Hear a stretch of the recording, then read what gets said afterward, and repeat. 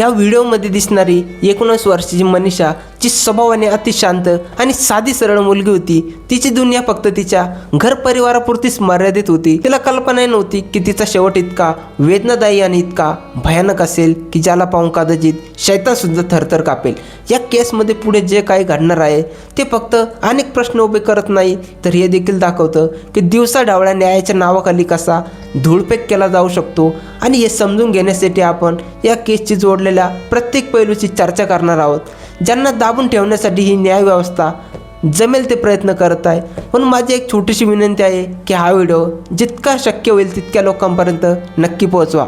ही केस आहे हरियाणातील भिवानी जिल्ह्यातील लाहौरच्या थानी लक्ष्मण गावचा, जिथे 11 ऑगस्ट 2025 रोजी रोजच्याप्रमाणे मनीषा आपल्या घरातून किड्स केअर बालविद्यालयासाठी निघाली होती, जिथे ती एक टीचर म्हणून काम करत होती। मनीषाला कल्पनाही नव्हती की घरातून टाकलेलं हे पाऊल पुन्हा कधी तिच्या दारापर्यंत पोचणार सुद्धा नाही। त्याच दिवशी दुपारी 2 वाजता मनीषा शाळेमधून बाहेर पडून जवळच्या नर्सिंग कॉलेजमध्ये ॲडमिशन फॉर्म घेण्यासाठी गेली होती आणि याबद्दल तिने तिच्या वडिलांना सुद्धा सांगितलं होतं। हे फुटेज एकमेव डिजिटल पुरावा आहे ज्यात मनीषा शेवटची दिसली। संध्याकाळपर्यंत मनीषा घरी पोहोचली नाही, तेव्हा तिच्या आजोबांना तिची काळजी वाटू लागली। वेळ जसा जसा पुढे जात होता तशी तशी आजोबांची चिंता आणि तिच्या फॅमिलीची चिंता वाढत चालली होती आणि ते त्या बस ड्रायव्हरकडे गेले ज्याच्याच बसने मनीषा शाळेत जात होती। त्या ड्रायव्हरने आजोबांना सांगितलं की मनीषा शाळेनंतर कॉलेजमध्ये फॉर्म घ्यायला जाणार होती, त्यामुळे त्याला उशीर होत असेल। या बोलण्याने आजोबांना थोडासा दिलासा भेटला, पण 4:30 वाजून गेले तरी मनीषाचा काहीच पत्ता नव्हता। मनीषा न आल्यावर त्यांनी वडील संजय सिंग यांना फोन करून कळवलं की संध्याकाळी 6:15 वाजता तिच्या वडिलांना मनीषाचा फोन आला होता, पण 10 सेकंदाच्या कॉलमध्ये तिकडून कोणताही आवाज आला नाही आणि कॉल कट झाला। त्यानंतर तिचा फोन स्विच ऑफ येऊ लागला। घरी विचारलं तर ती अजून परतली नव्हती। मनात वाईट विचार वाढत चालले होते। तसेच संजय तात्काळ लाहोरहून बस पकडून सिंगनी येथील आयडियल इंटरनॅशनल कॉलेजमध्ये ते जातात। तिथं मनीषा फॉर्म घेण्यासाठी गेली होती। गार्डकडे विचारले असता त्यांनी सांगितलं की अशा प्रकारची ही मुलगी इथं कुठं आलेली नाही। त्या रिसेप्शनवरही त्यांना असंच उत्तर मिळालं, पण तिच्या वडिलांनी एक गोष्ट नोटीस केली की त्या ठिकाणी तिघं दारू पिलेले होते।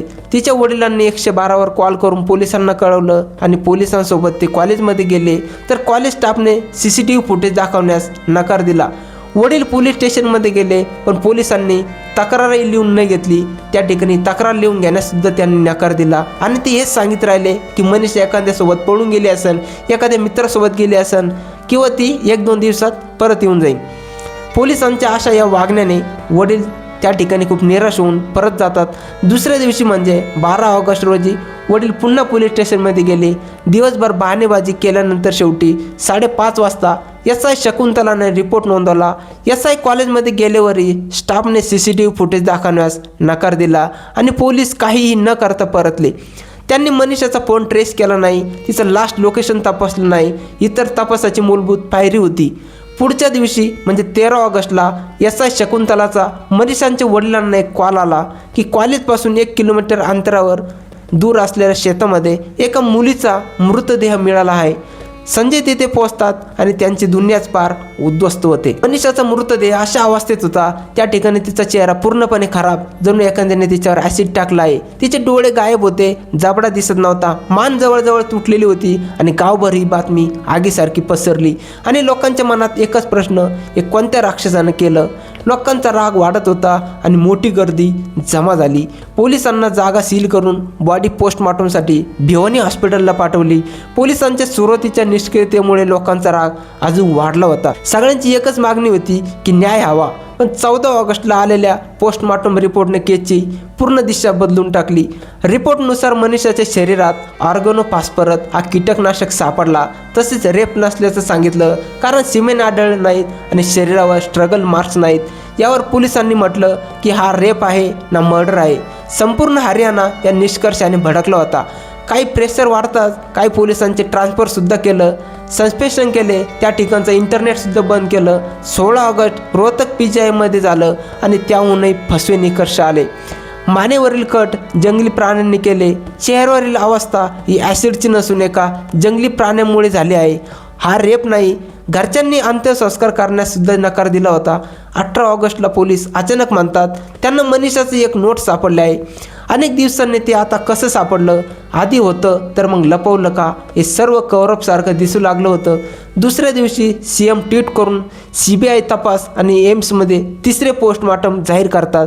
पण माझ्या मते सुरुवातीपासूनच केलेल्या गोंधळामुळे सत्य आता समोर येणं जवळपास अशक्य झालं होतं.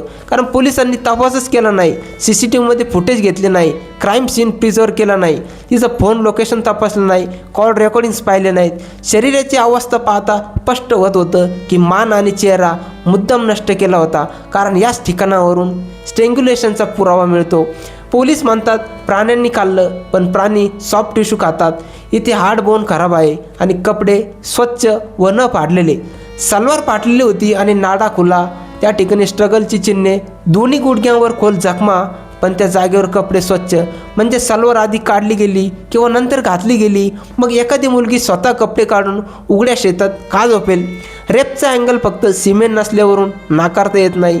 सुप्रीम कोर्टानुसार हे इमटेरियल आहे. पॉयझन अँगलमध्ये काहीही ठोस नाही, कोणतीही बाटली त्या ठिकाणी नाही, रॅपर नाही. क्राईम सीनवर सापडलेल्या बाटल्या, टायर्सचे मार्क्स, फॉरेन्सिकने ते सुद्धा तपासलं नाहीत. त्या ठिकाणी कॉल रेकॉर्ड्स, फ्रेंड सर्कल, नातेवाईक यांचे स्टेटमेंटसुद्धा त्यांनी घेतले नाहीत. दोन्ही PM रिपोर्ट एकमेकांशी विसंगत होते. भिवानी रिपोर्ट म्हणतात की आयबॉल्स गायब आहे आणि रोहतक म्हणतात कॉर्निया डिकम्पोज. जेव्हा डोळेच नव्हते तर डिकम्पोज कसे झाले? भिवानीने हाफ किडनी स्पिन विसरा पाठवला. रोहतक म्हणते पूर्ण ऑर्गन्स गायब कसे शक्य? भिवानीकडून बॉडी वॉश करून पाठवली होती, तरी रोहतकला माती आणि पाणी लागलेली कशी मिळाली? डेथ टायमिंग ही संशयास्पद होता. 24 तासानंतर मॅगेट्स येतात, पण मनीषाच्या शरीरावर ते आले नव्हते. म्हणजे डेथ पहिल्या पोस्टमॉर्टमच्या 24 तासांच्या आत झाली. पहिला पोस्टमॉर्टम 14 ऑगस्ट म्हणजे रात्री 7 वाजता, म्हणजे मृत्यू 13 ऑगस्ट. 7 नंतर हे वैज्ञानिकदृष्ट्या पोस्टमॉर्टम रिपोर्टला खोटं ठरवतं. आता पोलिसांनी दाखवलेलं नोट, यातील हँडरायटिंग खूपच नीटनेटकं लिहिलेलं होतं, जणू एखाद्याने ते निवांत लिहिलं आहे. पण हे असं शक्य नाही. त्यात आत्महत्येची कोणतीच ठोस कारणे नाहीत. पोलीस म्हणतात तिने पेस्टिसाईड दुकानातून बिल घेऊन विकत घेतले. दररोज लोक बिल मागत नाही, मग आत्महत्या करायला निघालेली मुलगी बिल मागेल का? सुरुवातीच्या इन्व्हेस्टिगेशनमध्ये पोलिसांनी गाळा ठेचून हत्या असे लिहिले होते. नंतर संपूर्ण नॅरेटिव्ह बदललं.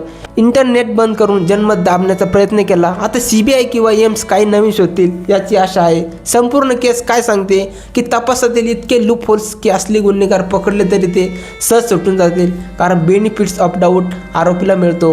म्हणून ते स्पष्ट दिसतं की एक क्लिअर कट मर्डर केस आहे, ज्यात रेप किंवा अटेम्प्ट टू रेपची उच्च शक्यता आहे, ज्याला नेलिजन्स आणि मॅनिप्युलेशनने इतके बिघडले की सत्य अजून न्याय मिळणे जवळपास अशक्य झाला आहे.